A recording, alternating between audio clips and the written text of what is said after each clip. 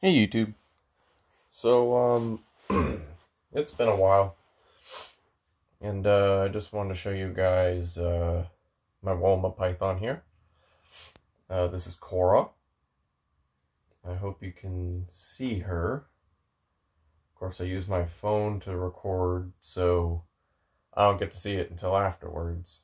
But figured I'd show her to you guys when I took her out.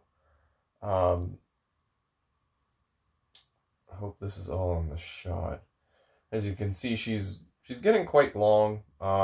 She was pretty long. I mean, right from the get-go. I think she was like 18 inches long, I want to say, when I got her. Something like that, and she's almost 3 feet now. So growth rate is pretty rapid on these guys, and the other thing I forgot to mention with them too, or with her, I mean, is she's turning a year in June, and right now is March. So you guys can go ahead and do the math. If you don't want to do it, then she's 9 months old. Roughly. Yeah.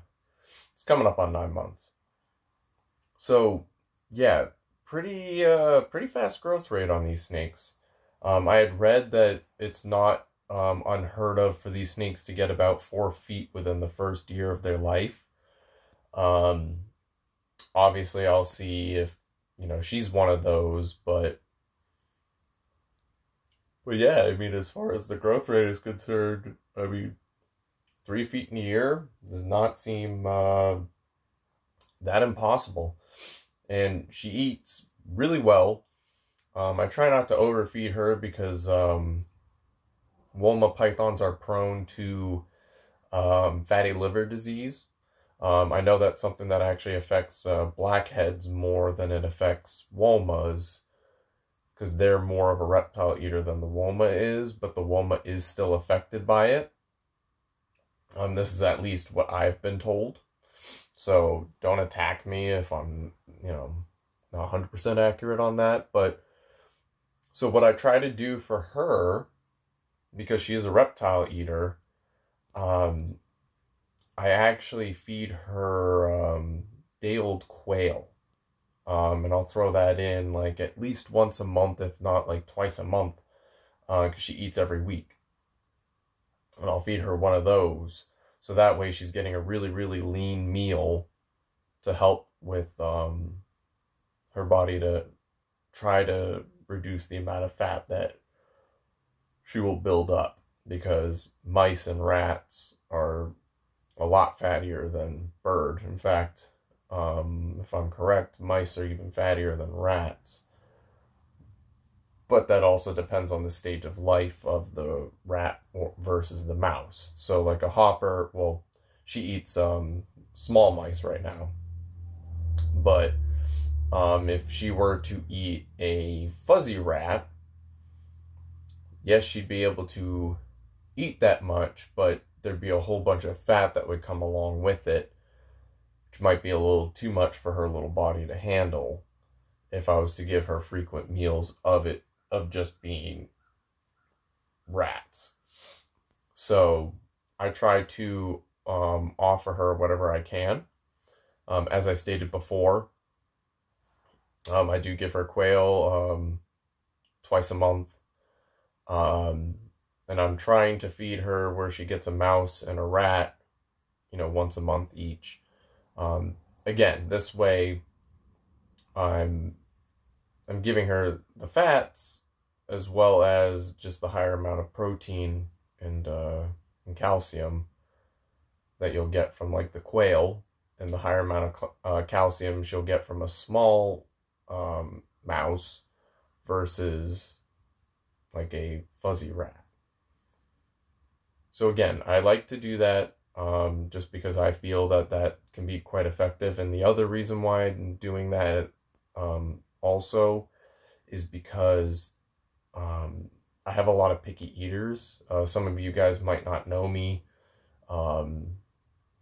might not follow me on Instagram, or, you know, have known me throughout the years like some other people on YouTube. They know me quite well, mostly because I watch their videos. But a lot of them know that I have a lot of picky eaters. I've been told that more people probably do have more picky eaters and they just don't share it with anyone, which I wouldn't be surprised, but it just seems like that I really do have a batch of very picky eaters, so to speak. When I say batch, that is. So yeah, I have to fight the whole picky eater thing, and it sucks. But a lot of these animals are worth it, so I'm okay with that. But like I was saying though, really, really cool snake. I definitely recommend these if you're looking for something that can get larger, but might not necessarily get that large. Depending on where you're reading things online, they say these snakes get anywhere from like 3 to 5 feet, but I've also been reading stuff that suggests 5 to 7 feet. And then I've been reading stuff that talks about, well, it depends on the locality that you've got, from which portion or which region in Australia. So as far as that's concerned, I can leave that up to you guys to figure out for yourselves. But like I said, so, you know, as far as size goes, you're looking at a snake that will be anywhere from like, you know, like 3.5 feet to potentially 7 feet. So it is something that you do got to prepare for. But like I was saying before, they usually average about 5, so you wouldn't have to worry necessarily. But like I try to tell people, if you know a snake can reach a certain size, you usually want to prepare for that size. Reason being, because you just don't want to get something where you're like, well, let's take, for example, a Moroccan scrub python, right? You want a Moroccan scrub python, you think they're beautiful, because they are. And you're like, well, they only get about like 9 to 10 feet, and they're not very thick. So I want one of those, because that's about the upper limits of my snake handling capabilities, is a 9 to 10 foot snake. Well, the average, like 9 to 10, but 14 is very, very possible for Moroccan scrub. Well, 12 or 14, something like that. Point being, you end up with like a 14-foot snake. Now what do? Because that is out of your comfort zone. Maybe you grow into it and you get used to it and it's not a big deal for you. But perhaps it is too much for you and you don't know how to handle it, and now you got to get rid of the snake. So that's why I'm of the mindset that if you know something can reach a certain size, try to prepare for it. And that's why I'll tell people all the time, you know, I've got a Suriname red-tail boa, she's going to get 10 feet. I know she will hit that 10-foot mark at some point. She could hit 12. She could even hit 14. That is said to be the maximum size for a Suriname red-tail boa. Do I think she's going to hit 12 or 14? No. Am I prepared for it? Yes, because a 12-foot snake is, you know, maybe a 14-foot snake is about the maximum that I could handle. Just because, I mean, at that size, it's just going to be enormous. Yeah, that's where I draw the line. So my whole point being, never get something that's more than what you can handle, because it's just never going to end up nice, you know, for you or the snake in the end. So with that side thought in there, because I love to go on little rants and tangents and whatnot, I'll show you the setup that I have for Cora here. I'll go over it a little bit, and then I'll tell you what I plan on doing for her adult enclosure. Because her adult enclosure is going to be quite a bit larger than what she's in right now. But that's then. That's not something I'm focusing on now. So anyways, here she is. Hope you guys like her, because I do. I love her. Like I said, fantastic snake, great eater, wonderful personality too. So yeah, if you're looking for a neat Australian snake that's not picky like carpet pythons can be, these guys are pretty good. So there she is, very, very beautiful. If you look, you can see a nice little stripe going down her back. So really, really nice snake. And now we're gonna move with my amazing cameraman skills over to here. So yeah, you might have seen that. There's my jungle. Yeah, I know my acrylic needs to get cleaned, but every time I clean it, somebody dirties it up. So I don't always focus on the aesthetics, just the cleanliness of the cage itself. So right now she's in a, I believe it's technically a 30-gallon breeder, but I feel like a lot of people would call this like a 40-gallon breeder. But anyways, so she's got her little hide on her hot side. She's got her hide on her cool side. And if you notice, it's taller. And oftentimes I'll find her just hanging out in there. Hope you guys can hear me. I just realized that you might not be able to. But in there is where I find her quite a bit. Which is interesting because she's a warmer climate snake. And I picked up this log from a local pet store. I don't remember how much I paid for it, but it wasn't a bad price. And I figured I'd give her something to kind of climb on if she ever wanted to, which she does here and there, but she mostly just kind of does her own thing. And then, of course, I have a water bowl in here. I know a lot of people recommend not using water bowls with the Womas, but I really have this problem where if I don't give them water, I'm worried that they're going to dehydrate. Because I've had a problem with dehydration personally.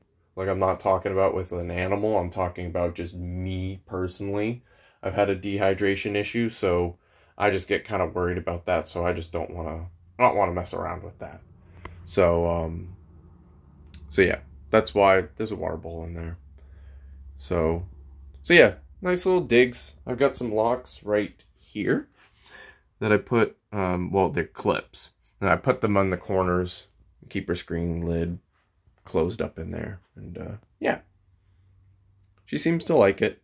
It's quite a bit of space for her at this age, but I think it's a nice amount. I don't think it's too much, but that is, of course, my opinion, and I always think the bigger the better. So, no, that's just my style. But over here are my nice 6 foot by 2.5s with an amazing glare, because I can never get this room to not have a glare somewhere. So I apologize for that. But 6 by 2.5 by 1.5, and that's 1.5 foot tall. So we're talking from here all the way up to there. 1.5 foot. So as you can see, well, I don't know if you can see it in there. There you are. That's my Bradley. I just took him out. Had him out a little while ago, and he's doing quite well. But yeah, so this enclosure, once I get back on topic, this is like the size enclosure I'll probably be putting Cora here in. I would do for minimum for me.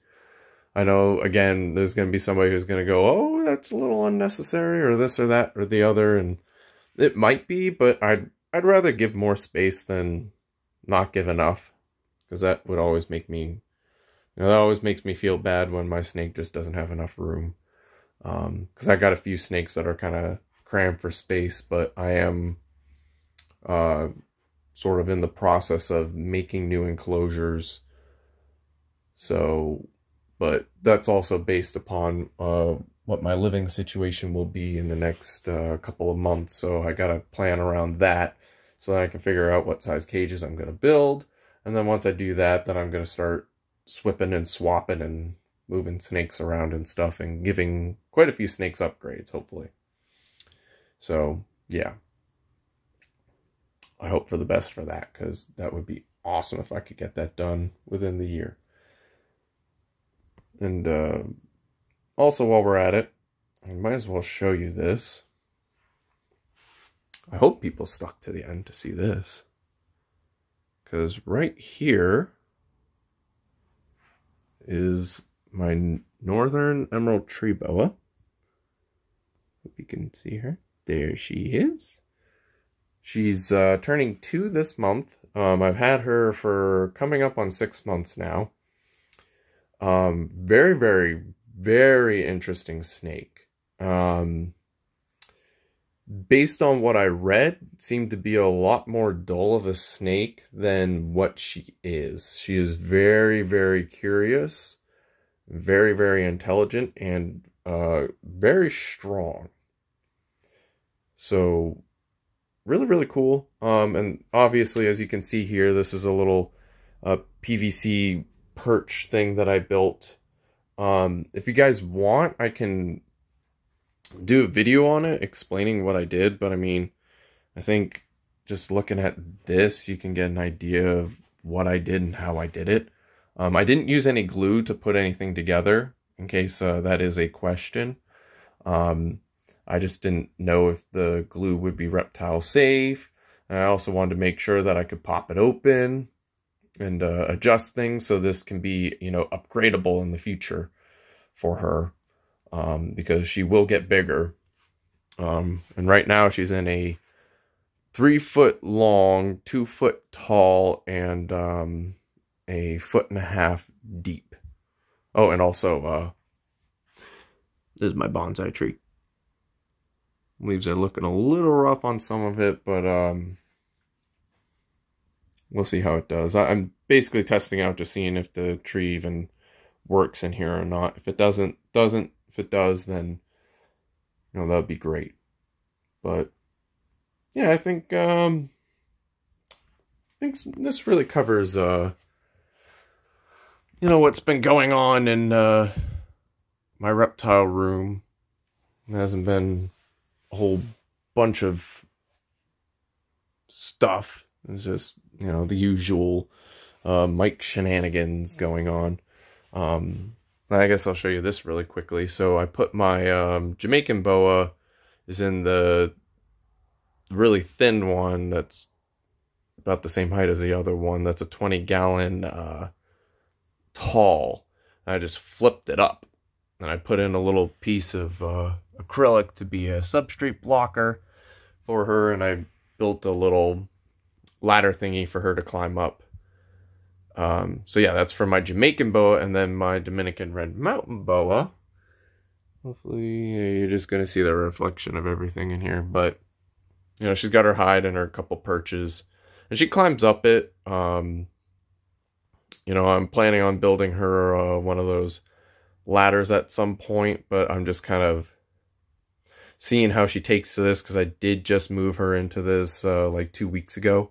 I'm going to see how she likes it, how she handles it. Also, if this seems to help her with her climbing abilities, because that's always a plus when you can make a snake climb more and use those muscles, you know, so they can build up nice and strong. And also, while I'm at it, if you're not following me on Instagram, you wouldn't know, but I actually finally switched these two ladies over to rodents. They're not completely on rodents per se. They're on scented rodents, but they're eating rodents quite consistently. And the Dominican red mountain boa right there is getting mice, and the Jamaican boa is getting rats.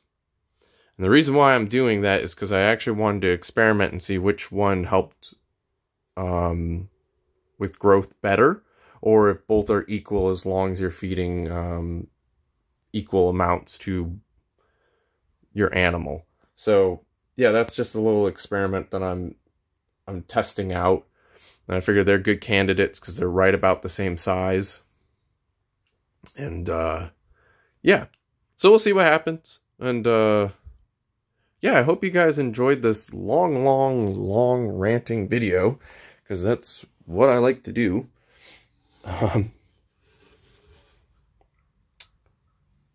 Because that's just my specialty, is just going on long rants and talking about random stuff. But that also comes from me not doing update videos all that often. Sorry, I should have been showing you guys me putting her down. But yeah, I haven't been doing much for update videos or anything, so that's why they get long and rambly. But anyways, like I said, I hope you guys enjoyed seeing my Woma here. Her name's Cora, if I didn't mention that before. I hope you enjoyed seeing Cora. I hope you liked seeing my emerald tree boa, and also hearing about the Jamaican boa and the Dominican red mountain boa. So if you want to see more on any of my snakes, just feel free to ask. If you don't know what I have, also feel free to ask, because I did not show nearly... I didn't show all of them. That's for certain. You can see, a couple here and there, but I don't mention what everybody is. So, yeah. Hope you all have a great day, and I'll see you guys in the next one.